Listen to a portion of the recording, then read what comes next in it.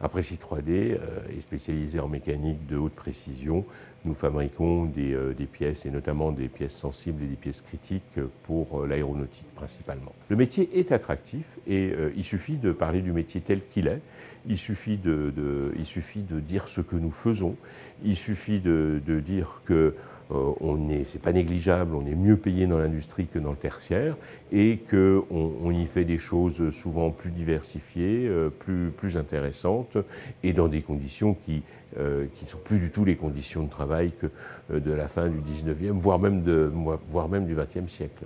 J'ai pas vu le côté sale, j'ai pas vu le côté dégradant de la chose. Je trouvais plutôt le côté, j'ai plutôt vu le côté innovant, si on peut dire, le côté conception, le côté réalisation. C'est de réaliser une pièce à partir d'un plan. À partir de là, nous déterminons le brut, nous déterminons la gamme d'usinage, les outils coupants, le montage d'usinage. Nous réalisons la programmation pour nos commandes numériques. Après cette pièce, il faut la contrôler, il faut qu'elle soit bonne. Donc il y a un service aussi de contrôle. Hein. Et après, il faut qu'elle soit livrée chez le client. Je suis plus derrière un PC, mais il faut quand même faut pas être déconnecté de la réalité, si on peut dire ça comme ça. J'ai besoin de voir ou de me rendre compte des efforts, de la façon dont réagit la pièce.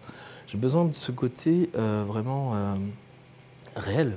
L'aéronautique crée depuis quelques années 10 à 15 000 emplois par an, et donc il s'agit de les pourvoir, sachant que ce sont des métiers industriels et que l'industrie, pour des raisons historiques, a encore une image, je dirais, nuancée, pour ne pas dire défavorable. Nous cherchons des gens qui sont intelligents, honnêtes et motivés.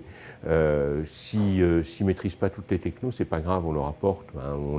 On a une politique, on a toujours plus de 10% de nos effectifs en apprentissage. Donc nous sommes, nous, formateurs. Par contre, on a besoin de gens qui maîtrisent un certain nombre de bases.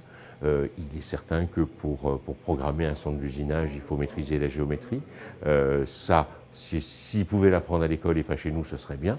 Il faut des gens qui aient envie de découvrir, des gens qui soient créatifs, qui soient capables de se passionner pour un métier passionnant. J'ai eu mon terminal S, option technologie industrielle. À l'époque, maintenant c'est plutôt sciences de l'ingénieur. Et j'ai fait par la suite un DUT génie mécanique et productique à Nancy et une licence professionnelle. Parce que le monde de l'industrie, ou surtout la technologie, m'intéressait. Ça fait 14 ans que je fais ce métier. J'ai beaucoup appris dans un atelier.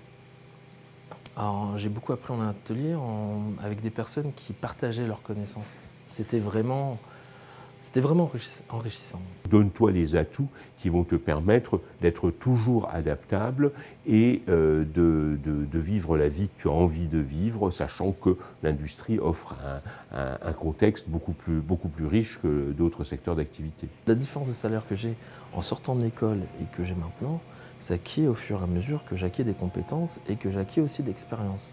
Mon évolution peut être liée à mon entreprise, mais aussi à mes pas performances, mais mes envies. Le maître mot de l'aéronautique, c'est la fiabilité. Donc c'est pour ça que la filière aéronautique française est une filière d'excellence, parce que contrairement à d'autres pièces, les pièces volantes ne peuvent pas toujours être externalisées en pays low cost où la culture industrielle est moins présente.